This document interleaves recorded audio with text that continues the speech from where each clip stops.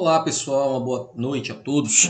Sejam muito bem-vindos aqui ao canal Sistema de Ensino Monte Carlo. Esse canal é feito para você que é estudante, você que curte humanas. E hoje estamos finalizando esse módulo, que foi a análise do livro do professor Carlos Ginzburg, O Queijo e os Vermes, né? Então, foi uma conquista, tá? Era uma coisa que eu queria fazer, que era a análise desse livro. Um livro que me ajudou muito na época da graduação.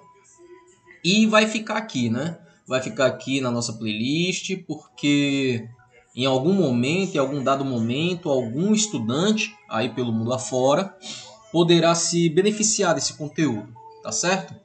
Então é de suma alegria para mim, porque foi um projeto que começou desacreditado, eu imaginei até que não iria concluí-lo, mas tá aí, gente. Cumprimos essa meta, então vamos lá.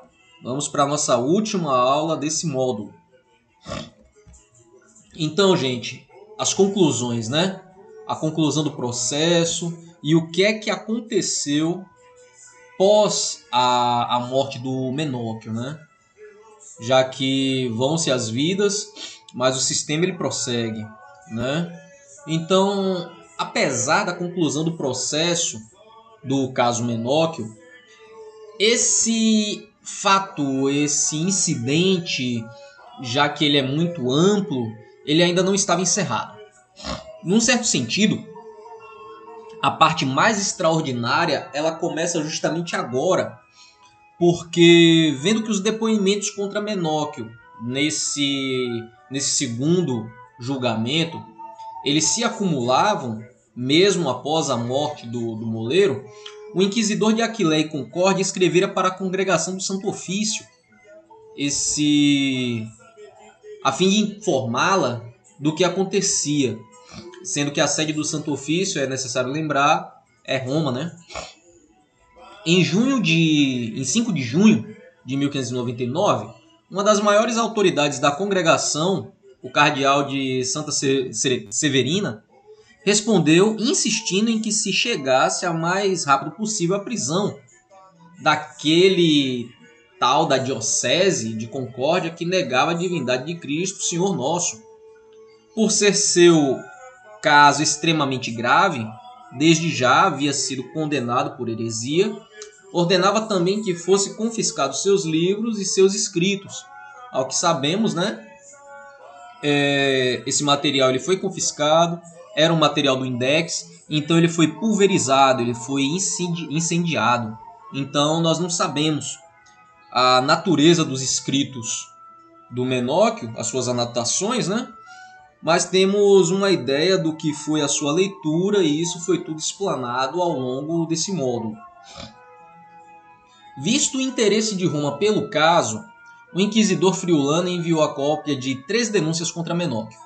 Em 14 de agosto chegou uma nova carta do cardeal de Santa Severina, onde dizia: este relapso revela-se, examinando a documentação, ele próprio um ateu, e assim é preciso proceder com os últimos recursos da justiça para também encontrar os cúmplices. O caso é gravíssimo, portanto, vossa reverendíssima mande cópia do processo ou ao menos um sumário. Um mês depois, chegou a Roma a notícia de que Menóquio fora condenado à morte, mas que a sentença não fora executada. Talvez, né, por um impulso tardio de clemência, o inquisidor Friulano ele hesitava executar a condenação sobre o Menóquio. Em 5 de setembro, escreveu uma carta à congregação do Santo Ofício, que chegou até nós comunicando suas dúvidas. A resposta do cardeal de Santa Severina, em nome de toda a congregação, datada de 30 de outubro, ela foi duríssima. Comunico-lhe por ordem da sua santidade, nosso Senhor, que não deve faltar em proceder com a diligência que pede a gravidade do caso, e ele não pode deixar de ser punido pelos seus horrendos e execráveis excessos, e que o devido e rigoroso castigo sirva de exemplo para os outros por essas partes. Não deixe de executar tudo à risca e com o rigor do espírito que a importância do caso exige, e esse é o desejo expresso por sua santidade. Sua santidade, né, o Papa. Observe que é uma carta cheia de fúria, cheia de autoridade.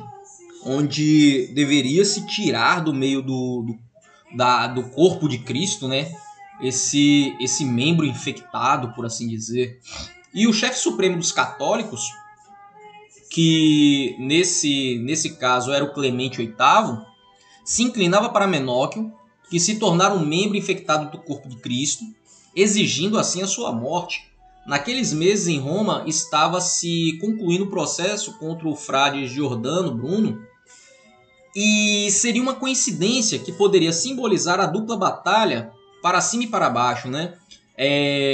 Punir aqueles que são os membros do clero, como também aqueles que são os membros do povo.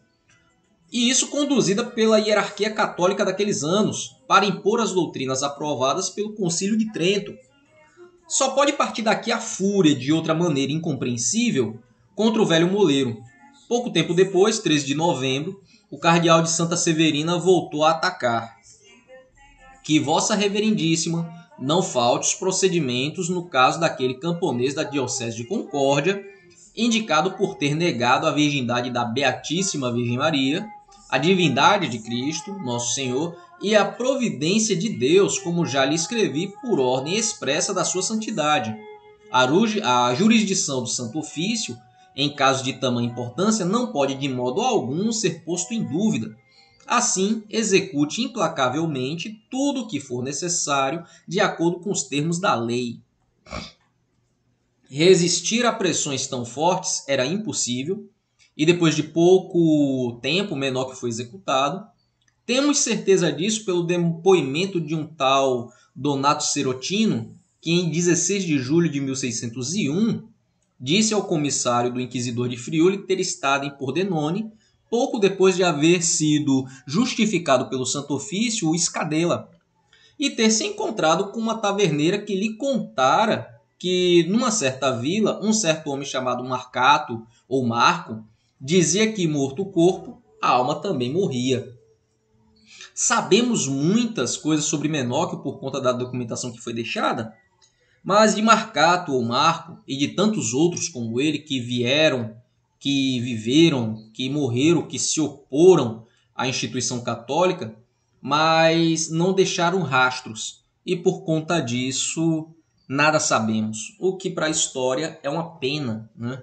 Então por isso que o caso Menóquio ele é de suma importância, porque é um testemunho vivo do que foi o período da Santa Inquisição, o que foi o Tribunal do Santo Ofício, como eram punidas as pessoas que se opunham, né, à Igreja Católica, que era a instituição mais importante da Europa, e que sua importância era tanta que ela tinha a detenção do poder político, econômico e social. Então, são documentos dessa natureza que favorecem estudos de microhistória, de história social, de período medieval, e também para mostrar quão duro e quão intolerável eram os padrões católicos, né, daquela época, e por assim dizer, mesmo que de forma branda, mas ainda tem adeptos do catolicismo que são tão rudes quanto na prática foram os católicos da Idade Média. Chegando ao final de mais uma videoaula, pessoal. Dúvidas, sugestões, deixem nos comentários. Se você ainda não é inscrito no canal, por favor, né, dá essa força aí pra gente, se inscreve no canal, compartilha nossos conteúdos. Fiquem todos bem e até uma próxima. E nunca se esqueça, conhecimento é poder.